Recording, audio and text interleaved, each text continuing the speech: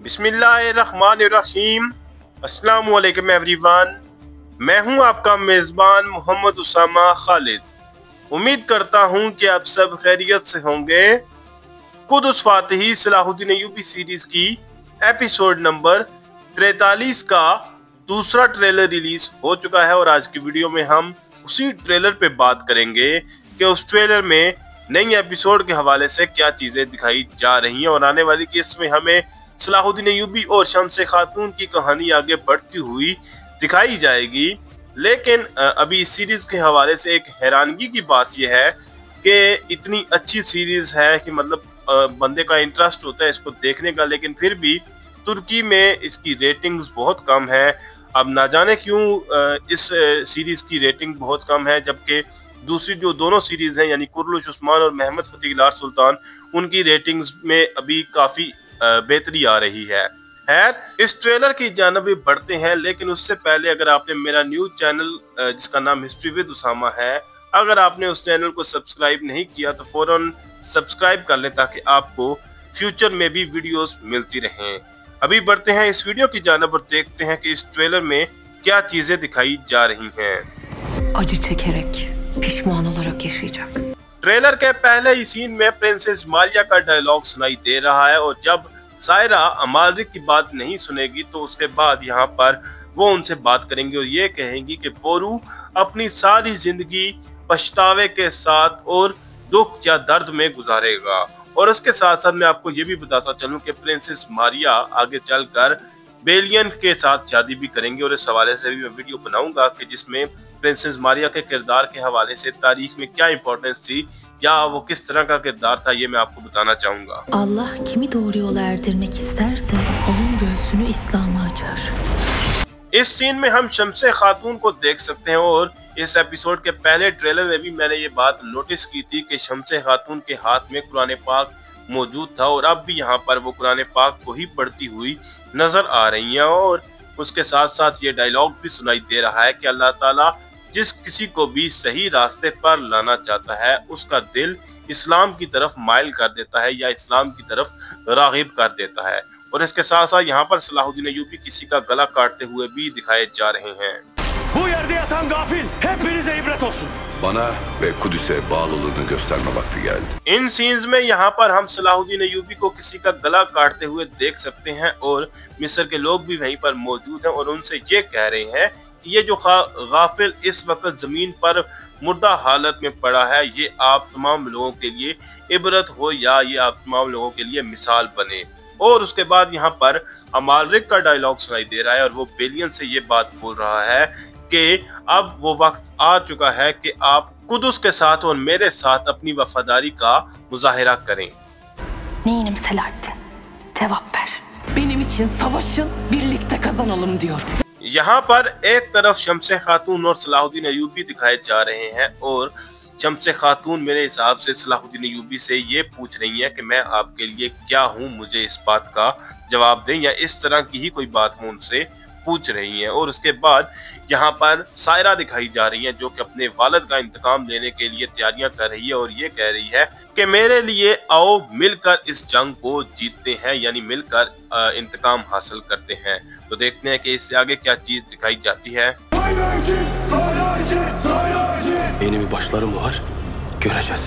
निजार को कत्ल करके यहाँ पर सायरा ने उसकी जगह हासिल कर ली है और जो बेदुइन्स से उनको अपने कंट्रोल में कर लिया है। और यहाँ पर जो लोग वहाँ पर मौजूद थे वो ये कह रहे हैं कि सायरा के लिए, यानी कि हम ये जंग सायरा के लिए लड़ेंगे।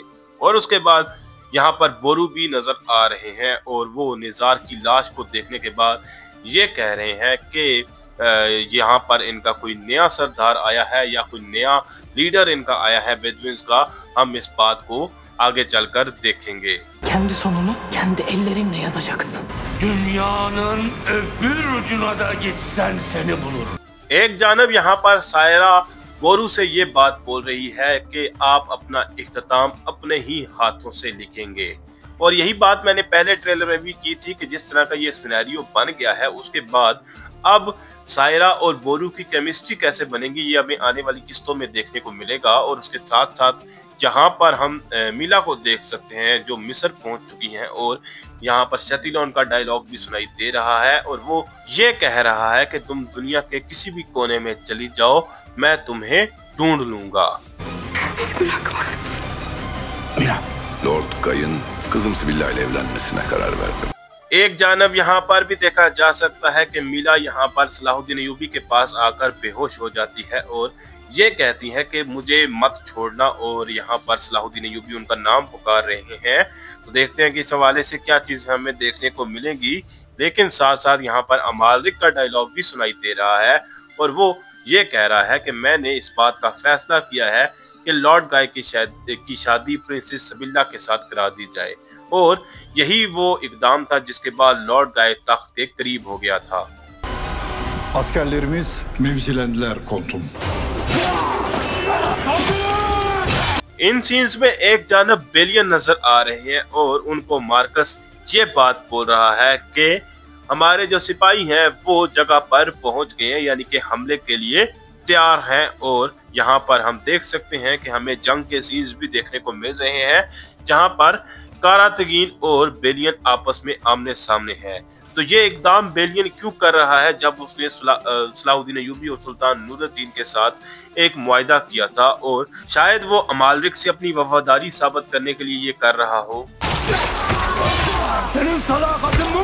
Ya siz beni yok edeceksiniz ya da ben size. जैसा कि इन सीन्स में देखा जा सकता है कि कारातगीन और बेलियन ही आमने सामने नजर आ रहे हैं और लड़ते हुए दिखाए जा रहे हैं, और कारातगीन ये बात भी बेलियन को बोल रहे हैं कि क्या यही तुम्हारी वफादारी है, जिस पर बेलियन जो है वो जवाब देते हुए ये कह रहा है कि या तो तुम लोग मुझे खत्म कर दोगे या मैं तुम लोगों को। तो देखते हैं कि क्या चीज है जो बेलियन के दिमाग में चल रही है और किस तरह से ये सिनेरियो दिखाया जाता है। अब एक जानब जहां पर बेलियन कारातगीन के खिलाफ लड़ता हुआ नजर आ रहा है, यानी कि सुल्तान नूरुद्दीन के सिपाहियों के खिलाफ और सलाहुद्दीन अय्यूबी के सिपाहियों के खिलाफ अमालिक के हुक्म से लड़ रहा है, लेकिन साथ साथ उसने एक मकतूब कारातगीन को दिया है और साथ ये भी बोला है कि इससे मेरा वादा पूरा हो जाएगा। तो हो सकता है कि किसी न किसी तरीके से वो कोई मकतूब सलाहुद्दीन अय्यूबी या सुल्तान नूरुद्दीन तक पहुंचाने की कोशिश करे। Çocuklarınızı Müslüman bir anne büyütecek vezir hazretleri. Trailer के लास्ट सीन में काजी फाजल का डायलॉग सुनाई दे रहा है और वो ये बात कह रहे हैं कि आपके बच्चों की परवरिश एक मुसलमान वालदा करेगी वजीर हजरत। तो हो सकता है कि शमसे को इस्लाम की तरफ माइल करने में काजी फाजल का भी हाथ हो, और यहाँ पर हम शमसे खातून को देख सकते हैं और सलाहुद्दीन अय्यूबी उनको बचाने के लिए पहुंच चुके हैं खलीफा के सिपाहियों से, और शमसे खातून सलाहुद्दीन अय्यूबी का नाम भी पुकार रही हैं। तो जैसा कि मैंने इस वीडियो के स्टार्ट में बोला कि अब सलाहुद्दीन अय्यूबी और शमसे खातून की कहानियां में आगे बढ़ती हुई दिखाई जाएगी और उसी तरह के सिनेरियो दिखाए भी जा रहे हैं। तो देखते हैं कि मजीद क्या चीजें हमें देखने को मिलती हैं। फिल वक्त के लिए इतना ही। अगर आपको वीडियो अच्छी लगी तो वीडियो को लाइक लाजमी करिएगा, मेरे नए चैनल को लाजमन सब्सक्राइब करें और बेल आइकन को प्रेस करें ताकि आपको तमाम नई वीडियोस की अपडेट्स मिलती रहें।